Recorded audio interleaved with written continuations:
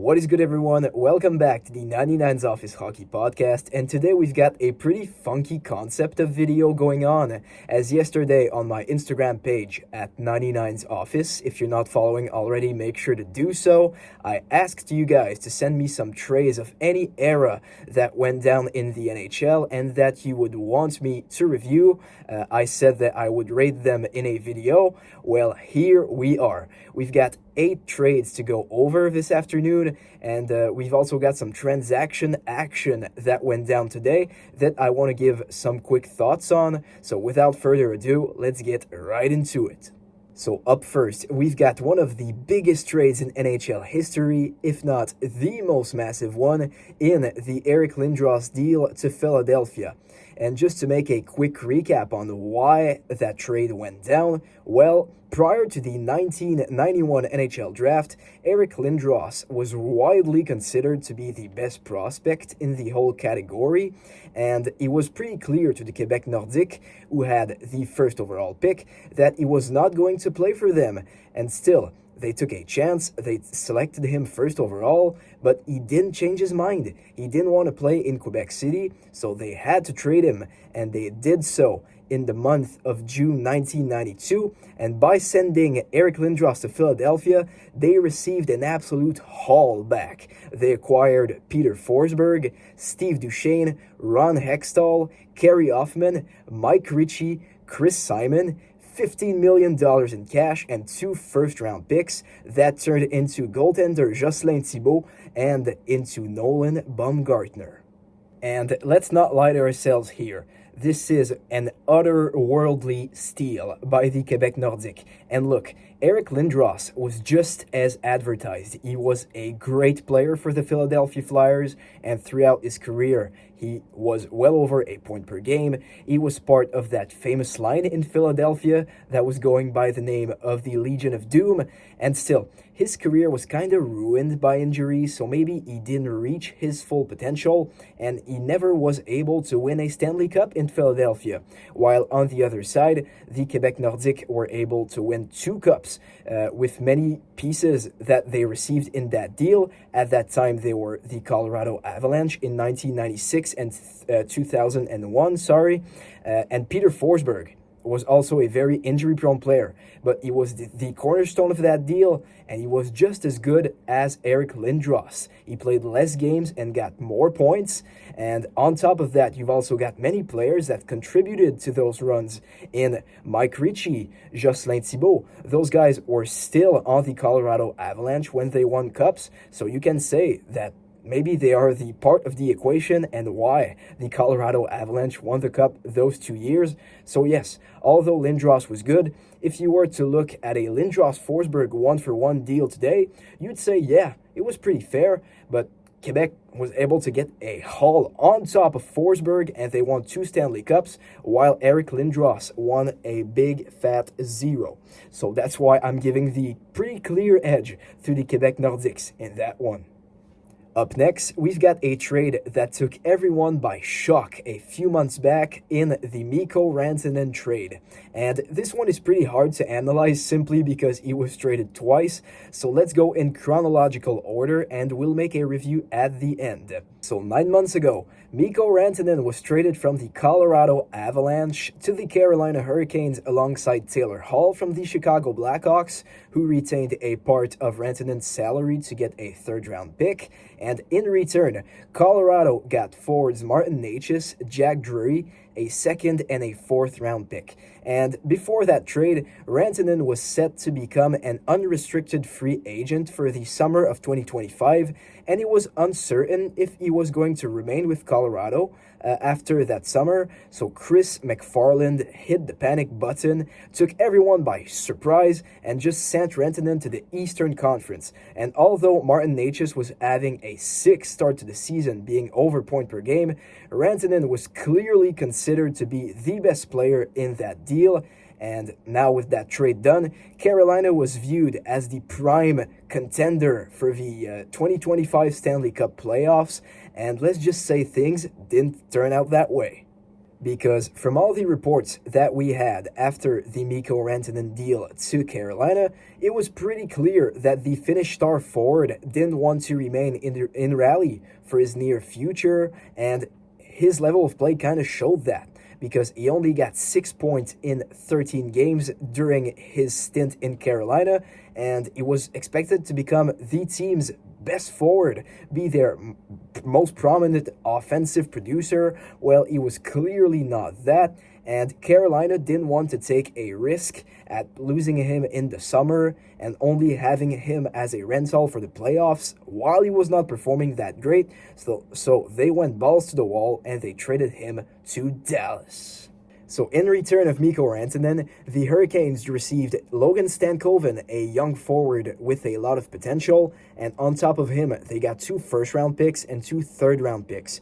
You've got to remind yourself that those picks are Dallas's, so they might not be all that great value picks, probably later stages of the first round if I'm being honest, but still, Dallas, when they received Rantanen, clearly saw an upgrade on their forward core, but he was maybe not to the level of expectations, at least in the regular season, because he was not able to reach a point per game, which he was clearly able to eclipse in Colorado. But in the playoffs, obviously, he had that legendary Game 7 hat trick against his old team, and he was just the play driver for the Dallas Stars.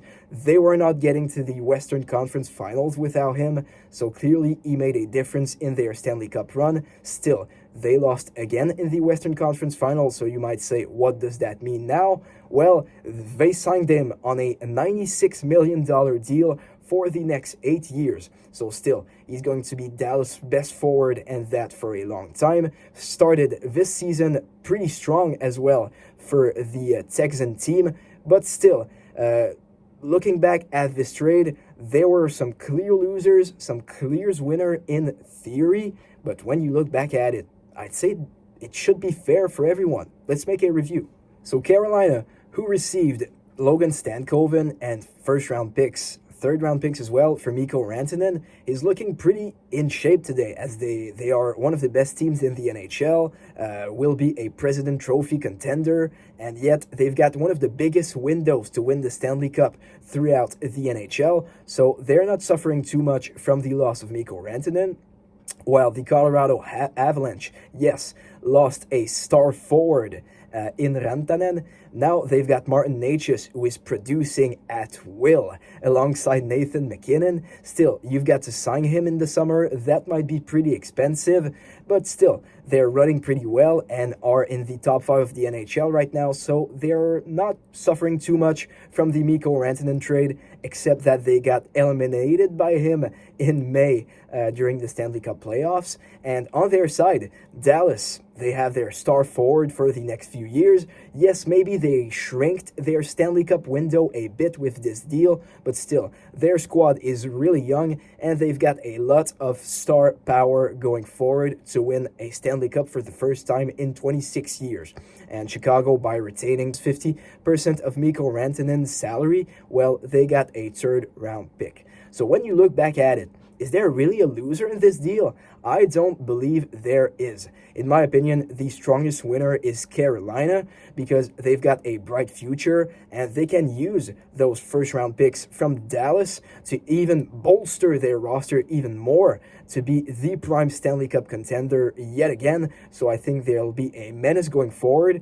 Dallas and Colorado, in my opinion, are on the same level. They both got what they needed, and still, they'll be contenders for the next few years. Maybe Dallas shrinked their window a bit, but so did Colorado, because they've got to sign Martin Necas probably to a really expensive deal, so I'd have them on the same level. So maybe this is one of the most fair trades that we've seen in recent memory.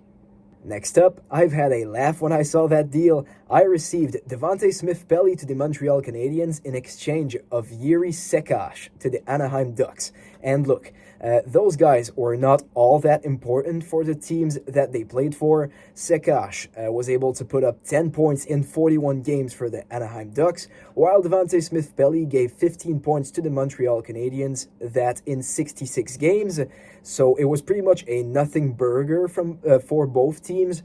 Devante Smith-Pelly retired since, and Yuri Sekash has been playing in Europe for nearly 10 years now. So the winner of that deal might be the Washington Capitals, because 3 years after that deal went down, they won the Stanley Cup with Devante Smith-Pelly, who scored some clutch goals during that run, but still, there's no relation between that Stanley Cup and the deal 3 years prior. So I'd say it's pretty much a nothing burger, but it was just funny to receive that one across all the massive trades that I've received.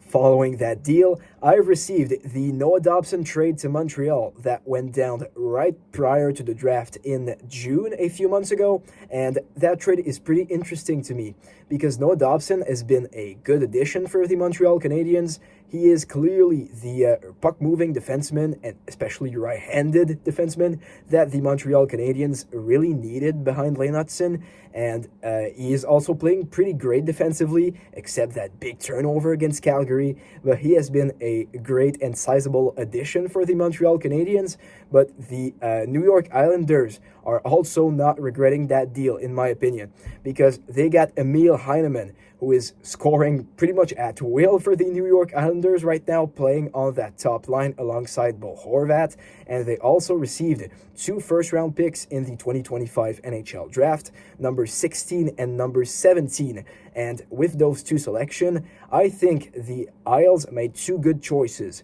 by selecting Victor Eklund, who is the brother to William Eklund from the San Jose Sharks, who is a great prospect that plays in the Swedish league as we speak. He is a gritty forward that isn't scared to go alongside the board to win his puck battles, but also is really skilled.